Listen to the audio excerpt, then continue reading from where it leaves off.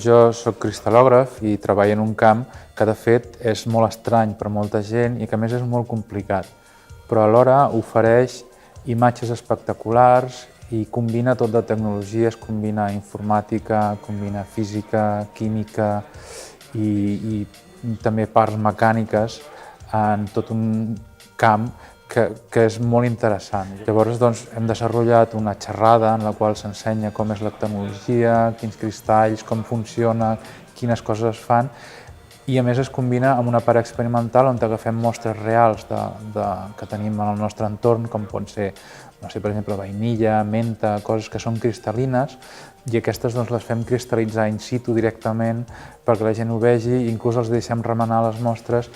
A l'institut sí que ho toquem una mica aquest tema, però no fem res pràctic relacionat amb això.